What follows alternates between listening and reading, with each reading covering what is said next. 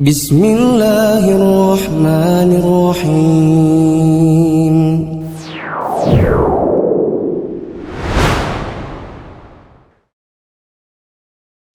Bismillahirrahmanirrahim. Assalamualaikum warahmatullahi wabarakatuh.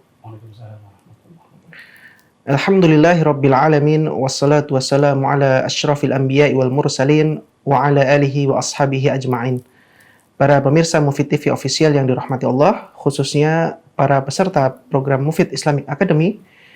Pada kesempatan kali ini, alhamdulillah kita dapat bertemu kembali untuk melanjutkan pembahasan Hilyah Thalibil Ilm karya Syekh Bakar bin Abi Zaid. Dan sudah hadir di tengah-tengah kita Ustadz Muflih Safitra Hafizahullah. Untuk mempersingkat waktu, kepada beliau kami persilahkan. Alhamdulillahirabbil alamin wassalatu wassalamu ala asyrafil anbiya'i wal mursalin wa ala alihi wa ashabihi ajma'in. Kita langsung masuk di dalam adab yang ke-29 dalam menuntut ilmu dari kitab Intisari Hilyah Thalibil Ilmi, dan ini merupakan poin ke-31 kalau di kitab yang asli, di kitab Hilyah Thalibil Ilmi. Memohon pertolongan kepada Allah dalam mencari dan menggapai ilmu. Memohon pertolongan Allah dalam mencari dan menggapai ilmu. Jangan khawatir jika ada salah satu cabang ilmu yang belum terbuka untukmu. Memang ada sebagian ilmu yang sulit dipahami, bahkan bagi ulama yang masyhur. Mereka belak-belakan mengatakan hal itu. Ada yang kesulitan dalam ilmu khat, ada yang kesulitan dalam ilmu nahwu sharaf, bahkan ada yang merasa kesusahan dalam matematika. Karena itu lipat gandakan keinginanmu terhadap ilmu. Adukan itu kepada Allah dalam doa saat memohon pertolongan dan merendahkan diri di hadapannya. Teman-teman yang dirahmati Allah, mari kita baca terlebih dahulu catatan kaki nomor 57. Allah Subhanahu wa taala berfirman, A'udzubillahi minasyaitonirrajim. Fa idza amintum fadhkurullaha kama 'allamakum ma lam takunu ta'lamun. Di dalam surat Al-Baqarah ayat 239 Allah mengatakan, kemudian bila kalian telah merasa aman, maka ingatlah Allah, yakni melaksanakan sholat. Sebagaimana Allah telah mengajarkan kepada kamu apa yang belum kamu ketahui. Ini menunjukkan kepada kita, dalam proses menuntut ilmu, jangan pernah merasa mampu untuk bersandar pada diri sendiri, tanpa pertolongan Allah sama sekali. Pertolongan Allah itu nomor satu. Diri kita itu adalah yang setelahnya. Ya. Jangan pernah mengatakan saya sekarang telah berilmu karena kerja keras atau karena kemauan, karena target-target yang telah dicanangkan. Bukan. Semua itu karena Allah Ta'ala. Karena kita tidak mengetahui kecuali apa yang Allah beritahu dan Allah ajarkan kepada kita semua. Ini yang dijadikan dalil oleh para ulama bahwa dalam mencari ilmu harus ada memohon pertolongan kepada Allah agar kita dimudahkan. Nah, di sini ada catatan dari Syekh Bakar bin Abi Zaid. Jika ada salah satu dari cabang ilmu yang belum terbuka untuk kita, maka jangan khawatir dan jangan berkecil hati. Ya. Namanya juga ilmu itu datang dari Allah dan Allah karuniakan kepada siapa yang Allah kehendaki. Bahkan di antara para ulama yang masyhur, ada sebagian ilmu yang mereka sulit memahaminya. Sebenarnya dalam kitab Hilyah Thalibil Ilmi yang asli disebutkan nama-namanya. Ya, nama-nama para ulama yang kesulitan memahami ilmu sharaf. Siapa yang kesulitan ilmu matematika. Tapi saya sengaja hilangkan karena tidak penting bagi kita untuk mengetahui siapa susah dalam masalah apa. Yang terpenting bagi kita adalah kita tahu bahwa di antara para ulama ada sebagian dari mereka yang kesulitan pada sebagian ilmu, sehingga jangan cepat menyerah manakala kita kesulitan dalam ilmu tersebut. Ya. Tadi saya dapati ada di antara akhwat yang bertanya begini, saya sudah sangat serius, saya sudah menuliskan target-target yang begitu tinggi, tapi mengapa hasilnya belum juga maksimal? Ya, kita katakan memang ada sebagian ilmu yang susah untuk dipahami oleh sebagian orang. Tadi disebutkan, ada ulama yang kesulitan dalam ilmu nahwu sharaf bahkan. Ada juga yang merasa kesusahan dalam matematika. Padahal matematika ini ilmu yang sangat penting dalam fikih. pada bab apa? Waris. Bab waris, bab apa lagi? Zakat. Bab zakat. Ya. Ini kalau tidak mengerti matematika, tidak mengerti perperan, tidak mengerti KPK, kelipatan persekutuan terkecil, ya. Tidak ngerti pecahan, ya susah mau ngitungnya. Susah untuk memahami ilmu waris. Kalau nggak ngerti prosentase, ya, maka dia pun akan kesulitan dalam bab zakat. Jadi teman-teman yang dirahmati Allah, jangan sampai kita mengeluhkan, aduh saya ini udah belajar kesana kemari, udah berbagi buku, tapi kok hasilnya belum maksimal. Ya, kita katakan, mungkin kita kurang memohon pertolongan kepada Allah. Mungkin kita selama ini hanya bersandar pada upaya pribadi. Dan kita kurang mengingat bahwa ilmu itu datang dari Allah. Ya. Sehingga kita sibuknya hanya berusaha. Ya, tapi tidak pernah meminta. Ya. Di antara doa yang bisa kita panjatkan, Rabbi zidni ilma. Ya Allah, tambahkan untukku ilmu. Allahumma inni as'aluka ilman nafi'a. Ya Allah, sesungguhnya aku memohon pertolongan kepada Engkau untuk mendapatkan ilmu yang bermanfaat. Aku memohon agar Engkau menganugerahkan kepadaku ilmu yang bermanfaat. Allahumma anfa'na bima 'allamtana. Ya Allah, berikanlah manfaat dari apa yang Engkau ajarkan kepada kami. Wa 'allimna ma yanfa'una, dan ajarkan kepada kami apa yang bermanfaat bagi kami. Allahumma inni a'udzubika min 'ilmin la yanfa'. Ya Allah, aku berlindung kepada Engkau dari ilmu yang tidak bermanfaat. Ini diantara doa-doa yang bisa kita panjatkan kepada Allah. Tapi kalau juga ada ilmu yang kita telah dibukakan oleh Allah, jangan sombong. Karena memang tidak akan ada ilmu yang nyantol di kepala kita kecuali karena Allah yang menganugerahkannya. Sekarang kita masuk dalam poin ke-30, amanah ilmiah. Poin ke-30, amanah ilmiah. Wajib bagi seorang penuntut ilmu untuk semaksimal mungkin menghiasi dirinya dengan sifat amanah ilmiah, baik dalam proses mencari ilmu, mengembannya, beramal dengannya, maupun saat menyampaikannya. Sesungguhnya kejayaan umat ini terletak pada kesolehan amal. Kesolehan amal umat bergantung pada benarnya ilmu agama mereka. Benarnya ilmu agama di kalangan umat tergantung sifat amanah mereka dalam meriwayatkan dan menyampaikan ilmu itu sendiri. Karena itu, siapa yang berbicara tentang ilmu agama tanpa sifat amanah, berarti telah menorehkan borok pada ilmu dan meletakkan batu sandungan di jalan kejayaan umat. Mereka yang berusaha mengembangkan dan menyebarkan ilmu tidak akan pernah bersih dari tipikal orang yang belajar ilmu namun bukan untuk menghiasi dirinya dengan kemuliaan ilmu itu sendiri atau untuk memberikan manfaat kepada orang lain dengan ilmu pengetahuannya. Engkau tidak akan mendapati sifat amanah yang konsisten pada diri orang-orang dengan tipikal seperti ini. Mereka tidak malu untuk meriwayatkan ilmu yang sebenarnya tidak pernah mereka dengar atau menceritakan sesuatu yang sebenarnya tidak pernah mereka ketahui. Ini adalah termasuk poin yang sangat-sangat penting untuk dipahami dan diamalkan oleh seorang penuntut ilmu. Bila tidak, maka ilmunya tidak akan berkah. Yaitu punya sifat amanah ilmiah. Amanah itu kita bisa dipercaya. Ilmiah dari sisi keilmuan. Berarti kita bisa dipercaya dari sisi keilmuan. Saat apa? Saat mencari ilmu, saat mengembannya, saat menyampaikannya, saat beramal dengannya. Makanya tadi di sini disebutkan, wajib bagi penuntut ilmu untuk menghiasi diri dengan amanah ilmiah saat mencari ilmu, mengemban, beramal, maupun saat menyampaikan. Saya beri contoh dulu. Coba kita lihat langsung di catatan kaki nomor 58. Ada orang yang melakukan plagiat karya atau tulisan ilmiah, tugas akhir, tesis, atau disertasi seseorang. Disebarkan tulisan atas nama dirinya, mencontek saat ujian demi meraih nilai tinggi, mengaku menulis padahal hanya menerjemahkan, dan lain-lain. Kalau ada orang yang demikian, ini tidak memiliki amanah ilmiah. Loh, bukan dia yang nulis kok, dia bilang dia. Kita tahunya dari mana? Itu tulisannya Ustadz Fulan.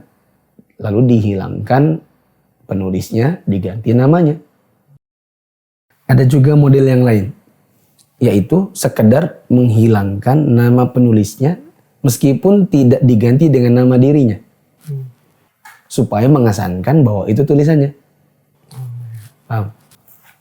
Contoh ya, ada tulisan bagus nih, menyentuh. Penulisnya si Fulan, diganti namanya, itu satu. Contoh yang lain tadi, namanya dihapus sama sekali. Terus diposting dengan akunnya, supaya orang mengira Tulisan dia. itu tulisannya. Ya. Nanti kalau di komen, Masya Allah tulisan antum bagus akhi, barakallahu fiq, izin share ya, iya. Dia tidak mengklarifikasi, maaf Wan ini bukan tulisan ana gitu. Paling tidak menuliskan di bawahnya, copas gitu kan. Iya. Ada lagi kalau dalam dunia akademisi, tugas akhirnya dikerjakan orang. Disertasi atau tesisnya ngambil data punya orang, nyuri dari perpustakaan. Ya, karena nggak mau ambil data sendiri, ambil dari yang sudah ada, lalu diolah sendiri. Kalau yang umum kita dapati di mana-mana adalah mencontek saat ujian, supaya dapat nilai Bagus. yang tinggi. Itu semua adalah tipikal orang yang tidak punya amanah ilmiah dalam mengemban ilmu. Ya. Saya cerita, ya, sebagaimana yang ada di pertemuan kemarin, ada banyak cerita yang tidak kita dapati di buku-buku. Ya, ini termasuk di antara pengalaman saya pribadi yang mungkin teman-teman bisa mengambil pelajarannya. Waktu semester 1, waktu kuliah, ada mata kuliah matematika lah. Kalau di kuliahan kita bilang itu kalkulus. Ya. Saya dapati waktu ujian akhir, kalau tak jumlah berdasarkan tulisannya dosen, 10 dari setiap nomor ujian. 10. Kalau tak jumlah, tuh wah, enggak, 4, 6. Harusnya 60. Atau 70 atau berapa lah. Pokoknya ada selisih 10 dari nilai yang tertulis di atas yang paling besar. Ya. Anggap aja ya, harusnya 60. Ditulis 70. Atau 70 ditulis 80. Tak pikir, ini kan ibunya yang ngasih nilai. Ya biarin aja. Lagian waktu itu belum ngaji. Ya.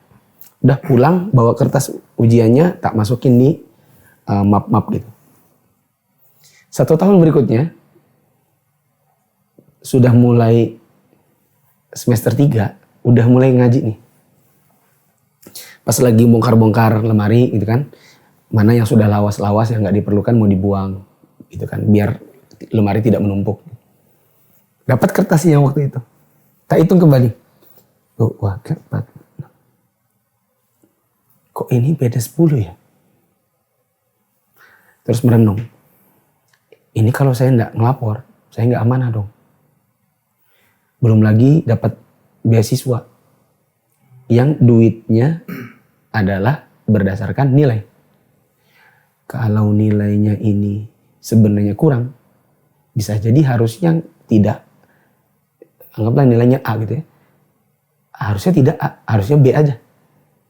Tapi gara-gara ada nilai tertambah, entah sengaja nggak sengaja, maka ini berpengaruh kepada nilai yang terupgrade dan dapat beasiswa. Saya khawatir nanti duit beasiswa saya itu sebenarnya enggak halal 100%. Karena ada unsur ketidakjujuran di situ. Nah dosennya itu kan ibu-ibu. Ya. Saya ingat banget namanya Ibu Karyam. Karena ibu-ibu mungkin tak datangi sendiri ke kantornya. Jadi kebetulan adik perempuan sudah ada di kampus yang sama, tak suruhlah, kamu pergi ke tempatnya Bu Karyam. Bawa kertas ini, bilang kakak saya merasa nilainya salah. Ya. Apakah ini memang salah? Ataukah ibunya sengaja menambah? Tapi yang jelas, ini nilai berpengaruh kepada nilai IPK. IPK berpengaruh kepada beasiswa. Singkat kata, adik pergi, lalu pulang membawa kembali ke kertasnya. Dia mengatakan, Ibu Karyam bilang, itu ada memang nilai 10 yang ditambahkan untuk setiap orang karena faktor apalah, saya sudah lupa. Jadi itu memang nilai apa adanya. Gitu, kata adik. Oh ya sudah, alhamdulillah. Akhirnya kita lebih lega. Mendapatkan nilai apa adanya. Bukan hasil dari sifat yang tidak amanah dalam sisi keilmuan. Nah itu ceritanya ada kelanjutannya. Kira-kira 6 tahun kemudian dari kejadian itu, ada dosen teknik elektro, sepertinya beliau kajurnya, kirim pesan lewat Facebook. Ya, karena kajurnya juga sudah belajar sunnah. Beliau kirim pesan, Ustadz Muflih, gimana kabar? Dan lain-lain. Tadi ada cerita yang menarik. Kami rapat di rektorat.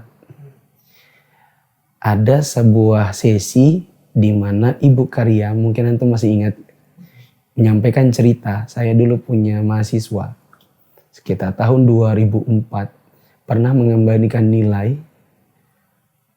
meminta untuk nilainya diperbaiki, disesuaikan dengan yang asli karena merasa IPK-nya nanti IPK yang tidak jujur, ya, maksudnya ada nilai yang dia sembunyikan lalu berefek kepada pendapatan berupa beasiswa, ya. Dan ibunya mengatakan, tapi saya lupa siapa ya namanya. Lalu saya bilang, namanya jangan-jangan Muflih Safitra. Oh ya benar-benar kata dia gitu. Iya itu. Nah, itu kan sudah berlalu tadi berapa? 6 tahun. Nah, artinya cerita itu dibawa oleh Ibu Karyam itu ke sebuah rapat di mana mungkin ada satu sesi dia ingin menyampaikan kepada orang-orang yang hadir di situ. Kita harus jangan mau kalah hanya dengan anak mahasiswa semester 3 yang sudah berpikir bahwa skor, nilai, keilmuan yang didapat itu dengan cara yang jujur maka akan berefek kepada kebaikan. Dan bila didapatkan dengan cara yang tidak jujur maka bisa berefek kepada pendapatan, penghasilan, kehidupan, pahala dan dosa, surga dan neraka dan seterusnya. Ya. Semoga ini bisa dipahami agar nggak ada ceritanya belajar agama terus misalnya ilmiah nih ada ujian demi mendapatkan nilai yang tinggi kopas dari situs, bukan jawaban pribadi. Cari di situs Muslim or ID, ufit.com, cari yang mirip-mirip. Oh ini bagus nih penjelasannya, langsung kopas. Apalagi lupa kalau situs-situs seperti itu biasanya kalau kita kopas nanti ada link terikut.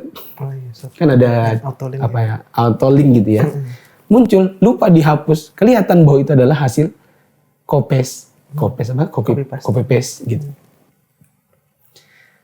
Dan itu banyak terjadi ya, di kampus-kampus di Madinah sekalipun. Ya. Saya pernah ada cerita dari salah seorang ustadz yang beliau mengatakan ada disertasi doktoral yang kemudian disuruh perbaiki karena semua nukilannya itu cari di internet. Ya. Bukan lihat di kitab. Jadi cuman copy paste gitu. Nah, copy paste begitu. Di sini disebutkan sesungguhnya kejayaan umat ini terletak pada kesolihan amal dan solihnya amal bergantung pada benarnya ilmu. Benarnya ilmu bergantung kepada amanahnya setiap dai yang meriwayatkan dan menyampaikan ilmu itu sendiri. Kalau kita balik, dainya nggak amanah, ilmunya ngarang, bukan hadis dibilang hadis, tidak sahih dibilang sahih. Dibilang perkataan ulama padahal perkataan dirinya. Dibilang pernah mendengar dari Syekh Fulan padahal nggak pernah. Ketika sifat tidak amanah ini muncul pada diri seorang dai, disampaikan kepada umat, jadilah ilmunya umat itu ilmu yang juga hasil tidak amanah. Nah, ketika diamalkan dalam sebuah amalan, jadilah amalan itu rusak karena dibangun di atas ilmu yang tidak sahih, ilmu yang tidak amanah itu tadi. Di sini disebutkan juga, mereka yang berusaha untuk mengembangkan ilmu tidak akan bersih dari tipikal orang yang belajar ilmu tapi bukan untuk menghiasi dirinya dengan kemuliaan ilmu dan memberikan manfaat dengan ilmunya. Tetapi mereka itu belajar demi membesarkan dirinya, membesarkan namanya. Sehingga di sini dikatakan Syekh, engkau tidak akan dapati sifat amanah yang konsisten pada orang-orang dengan tipikal seperti itu. Mereka tidak malu untuk meriwayatkan ilmu yang sebenarnya tidak pernah mereka mendengarnya. Mereka menceritakan sesuatu yang sebenarnya tidak pernah mereka ketahui. Demi membesarkan apa tadi? Dirinya. Kalau di zaman kekinian, orang rela untuk mencomot artikel orang lain, dihilangkan namanya, ditaruh di akunnya, supaya besar akunnya, supaya orang mengira dirinya berilmu, supaya orang mengira itu adalah hasil karyanya. Ya, kau ngambil gambar dari tempat orang, masukin ke akunnya, crop sedikit, hilangkan produsernya siapa, hilangkan kreatornya siapa. Yang penting itu dikira punyanya. Ya. Cari nukilan para ulama, dibuat atas nama dirinya. Ya. Yang seperti ini ya sangat buruk dalam mengemban ilmu agama. Ya. Bila ilmu dunia saja kita anggap itu jelek, apalagi ilmu agama. Ya. Mungkin ini dulu. Baik teman-teman yang dirahmati Allah, kita akan lanjutkan kembali setelah yang satu ini.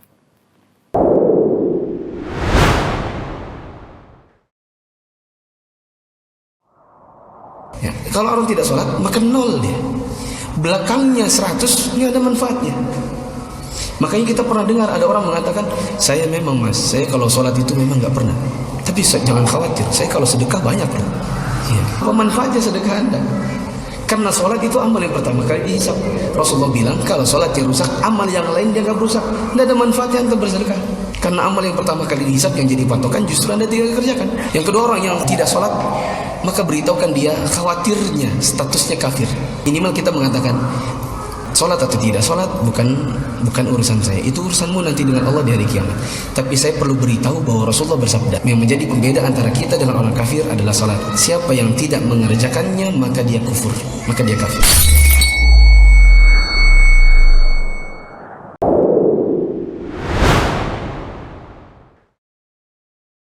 Baik teman-teman yang dirahmati Allah, kita kembali lagi. Ustadz, Ana ingin bertanya terkait dengan bab memohon pertolongan kepada Allah tadi. Bagaimana jika kita sudah berusaha semaksimal yang kita bisa belajar, kemudian kita sudah juga memohon pertolongan kepada Allah, tapi ilmu itu, kepahaman itu tidak kunjung kita dapatkan. Itu gimana Ustadz? Untuk meraih sebuah ilmu, di luar dari konteks doa, di luar dari konteks usaha, ada namanya metodologi. Bisa jadi orang itu mengatakan, saya sudah berdoa, saya sudah berusaha menghafal. Masalahnya, dia tidak menjalani metodologi yang benar. Contoh, belajar bahasa Arab. Saya pernah ketemu dengan teman yang S3. S3-nya adalah pendidikan bahasa Arab. Bukan bahasa Arab ya, pendidikan bahasa Arab. Tak tanya, apa di antara hal yang antum dapatkan dari S3 ini? Dia katakan, kenapa di Indonesia orang banyak yang bisa bahasa Inggris, tapi sedikit yang bisa bahasa Arab? Dan kalau dibuat saja sama, ya, 1000 orang belajar bahasa Inggris, 1000 orang bahasa Arab. Nanti hasilnya tetap lebih banyak yang bisa bahasa Inggris ketimbang bahasa Arab. Padahal bahasa Arab itu bahasa Arab yang sebenarnya mudah.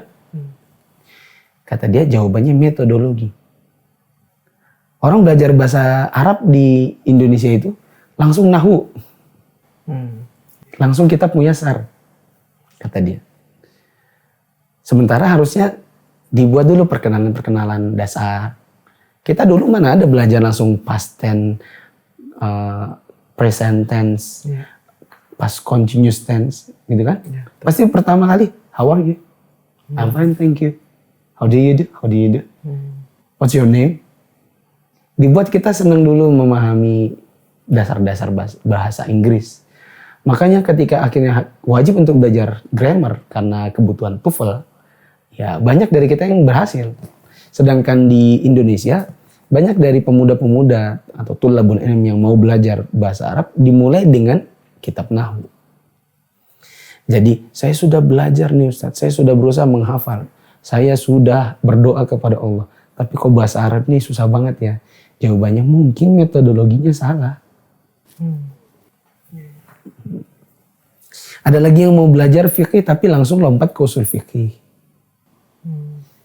Gitu. Jadi memang tidak hanya sekedar doa dan saya belajar, tapi metodologi belajarnya itu kayak apa?